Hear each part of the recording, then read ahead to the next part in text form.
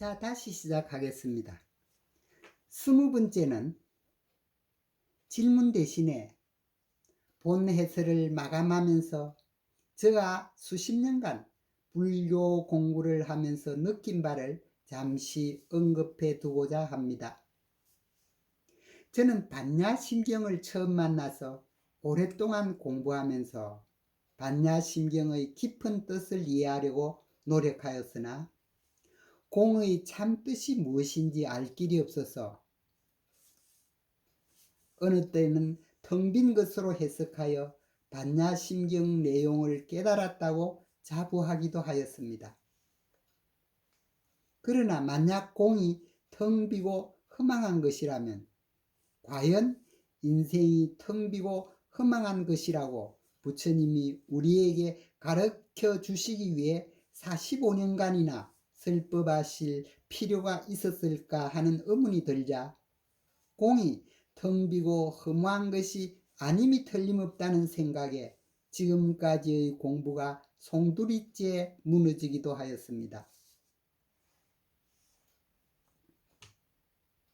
그 후 금강경을 공부하게 되었는데 금강경의 어려움은 반야심경과는 비교가 안 될 정도였습니다.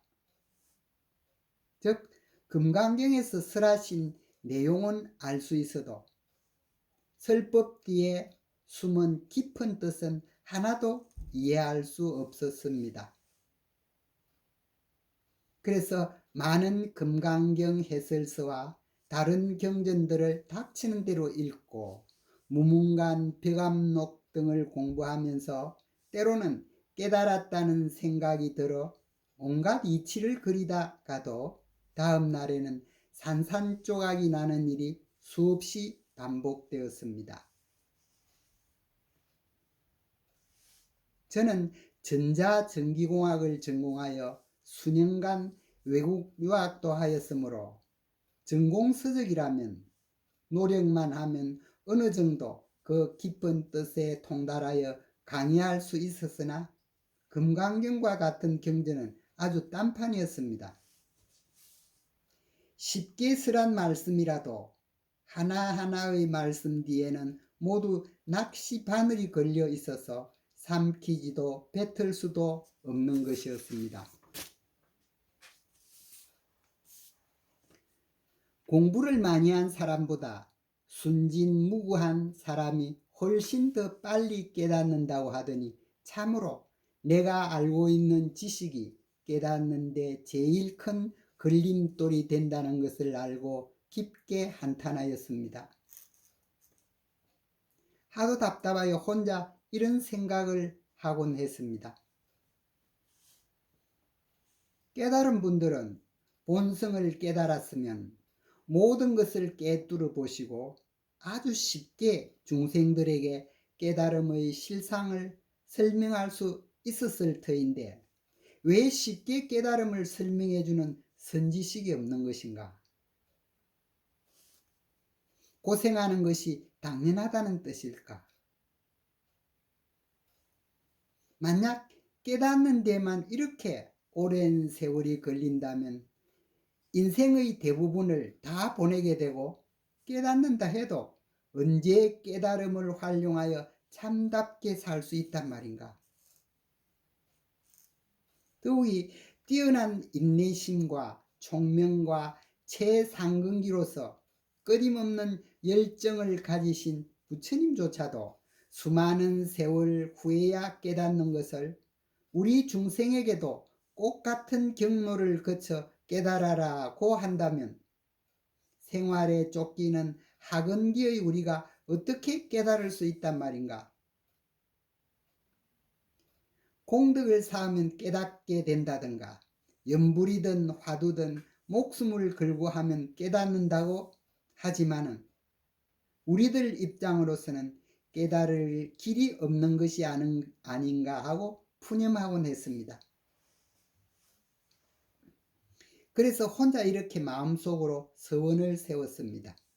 만약 내 생전에 깨달을 수만 있다면 말이나 글로 표현 불가능한 깨달음을 방편으로 누구라도 쉽게 깨달을 수 있도록 쉬운 해설을 남기겠습니다 하고 부처님께 빌었습니다.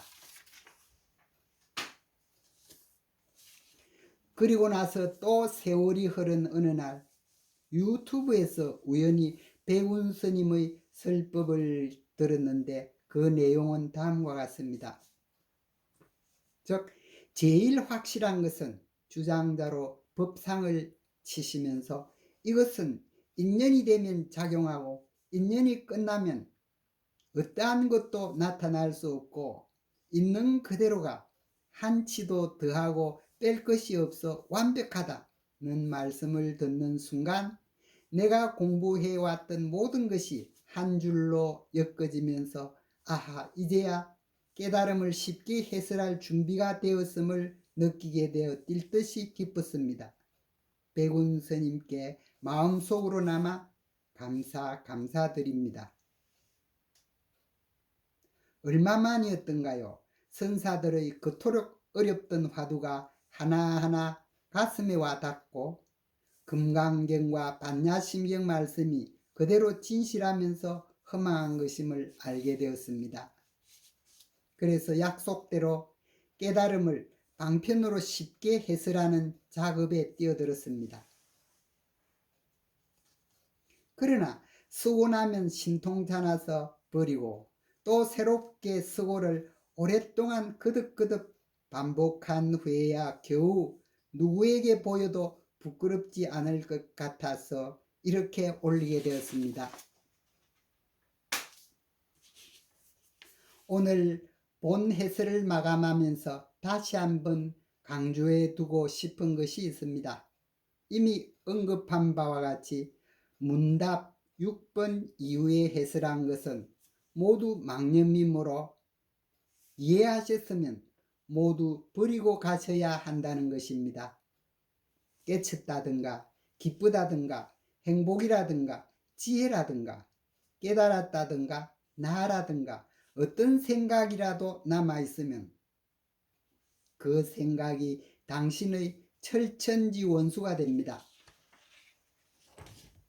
단지 남는 것은 문답 6번 끝부분에 참다운 나는 내 몸 마음이 아니라 내 몸 마음을 운전하고 있는 이것, 다시 말하면 전파처럼 어떤 것도 정해지지 않으면서 조건 따라 지금 여기서 저절로 작용하여 생각 이전에 알아차리고 행하며 조건이 사라지면 무념인 공으로 되돌아가는 이것이 참다운 나요 태생적으로 주어져 있는 나의 본래 마음이요 본성이요 나의 생명임을 단박 깨달으면 이것을 도노견성이라고 합니다. 그 한 부분을 그대로 무의로 행할 뿐 여기에 어떤 생각도 이치도 덧붙이지 말아야 합니다. 생각 이전에 알아차리는 우리의 본성은 진리이며 진리는 일체를 부정하므로 어떠한 생각도 허용되지 않기 때문입니다. 끝으로 이상의 해설을 경전 내용과 비교해보고 선사들의 말씀에 비추어보고 큰 스님 예를 들면 유튜브에서 종범 스님의 법문 중에서 깨달음의 행복편도 들어보시고 그 내용과 일치하는가 잘 살펴보고 본 해설이 참으로 옳다는 확신이 생기면 그때 믿고 행하시기 바랍니다. 이 깨달음의 영역이야말로 인공지능이 따라올 수 없는 인간 최후의 보루이기 때문입니다. 왜냐하면 세상을 뒤흔들 것 같은 인공지능은 망념인 생각으로 만들어져서 학습으로 동작하지만 참나의 세계는 진리의 세계로 일체의 학습과 생각을 벗어나 이 세상을 초월해 있기 때문입니다. 이로써 낭독을 마감하겠습니다. 경청해 주셔서 대단히 감사합니다. 성불하십시오.